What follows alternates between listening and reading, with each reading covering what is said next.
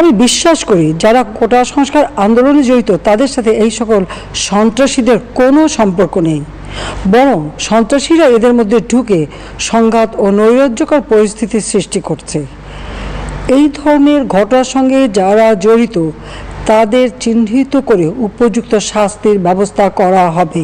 সর্বোচ্চ আদালতের রায় আসা পর্যন্ত ধৈর্য ধরে অপেক্ষা করার জন্য আমি সকলকে বিশেষভাবে অনুরোধ জানাচ্ছি। আন্দোলনের শুরু থেকেই সরকার যথেষ্ট ধৈর্য ও সহনশীলতা প্রদর্শন করেছে, বরং আন্দোলনকারীদের নিরাপত্তা নিশ্চিত করার ক্ষেত্রে পুলিশ সহযোগিতা করে। মহামান্য রাষ্ট্রপতির কাছে যখন আন্দোলনকারীরা স্মারকলিপি প্রদান করার ইচ্ছা প্রকাশ করে সেক্ষেত্রে তাদের সুযোগ করে দেওয়া হয় এবং নিরাপত্তারও ব্যবস্থা নেওয়া হয়। অত্যন্ত পরিতাপের বিষয় হলো কিছু মহল এই আন্দোলনের সুযোগটা নিয়ে অনাকাঙ্ক্ষিত উচ্চাবিলাস চরিতার্থ করার সুযোগ নিয়ে সন্ত্রাসী কর্মকাণ্ডে লিপ্ত হয়।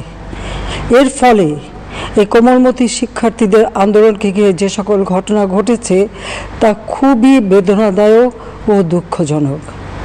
হয়তো কতগুলি মূল্যবান জীবন ঝরে গেল। আপনজন হারাবার বেদনা যে কত কষ্টের তা আমার থেকে আর কে বেশি জানে। যারা মৃত্যুবরণ করেছে তাদের আত্মার মাগফিরাত কামনা করছি। পরিবারের সদস্যদের প্রতি গভীর সমবেদনা জানাচ্ছি। আমি প্রতিটি হত্যাকাণ্ডের নিন্দা জানাই। যে সকল ঘটনা ঘটেছে তা কখনোই কাম্য ছিল না। চট্টগ্রামে সন্ত্রাসীরা বহুতল ভবনের ছাদ থেকে ছাত্রদের হত্যার উদ্দেশ্যে নির্মমভাবে নিচে ছুঁড়ে ফেলে দিয়েছে। অনেক ছাত্রের হাত পায়ের রগ কেটে দেয়, তাদের উপর লাঠি পেটা ও ধারালো অস্ত্র দ্বারা আঘাত করে। একজন মৃত্যুবরণ করেছে, অনেকে মৃত্যুর সাথে পাঞ্জা লড়ছে।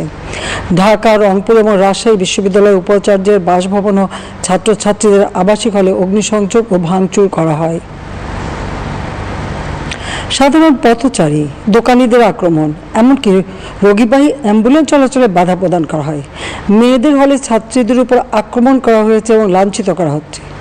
আবাসিক হলে প্রবোজদের হুমকি দেওয়া হয় এবং আক্রমণ করা হয়েছে। শিক্ষকদের উপর চড়াও হয়ে তাদের গায়ে হাত তোলা হয়েছে। আমি বিশ্বাস করি যারা কোটা সংস্কার আন্দোলনে জড়িত তাদের সাথে এই সকল সন্ত্রাসীদের কোনো সম্পর্ক নেই, বরং সন্ত্রাসীরা এদের মধ্যে ঢুকে সংঘাত ও নৈরাজ্যকর পরিস্থিতির সৃষ্টি করছে। এই ধরনের ঘটনার সঙ্গে যারা জড়িত তাদের চিহ্নিত করে উপযুক্ত শাস্তির ব্যবস্থা করা হবে। যারা হত্যাকাণ্ডের শিকার হয়েছে তাদের পরিবারের জন্য জীবন জীবিকা নির্বাহের ক্ষেত্রে যে সহযোগিতা দরকার তা আমি করব। আমি দ্ব্যর্থহীনভাবে ঘোষণা করছি, যারা হত্যাকাণ্ড, লুটপাট ও সন্ত্রাসী কর্মকাণ্ড চালিয়েছে এরা যেই হোক না কেন তারা যেন উপযুক্ত শাস্তি পায় সে ব্যবস্থা নেওয়া হবে। আমি আরও ঘোষণা করছি, হত্যাকাণ্ড সহ যে সকল অনভিপ্রেত ঘটনা ঘটেছে সুষ্ঠু ও ন্যায় বিচারের সাথে সে সকল বিষয় বিচার বিভাগীয় তদন্ত করা হবে।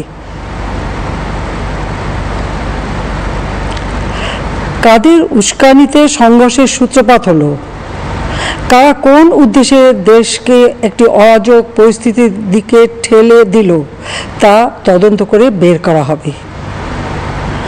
আমি আন্দোলনরত কোমলমতি ছাত্রছাত্রীদের নিরাপত্তা নিয়ে অত্যন্ত উদ্বিগ্ন। এই সন্ত্রাসীরা যে কোনো সময় সংঘাতের পরিবেশ তৈরি করে তাদের ক্ষতি সাধন করতে পারে।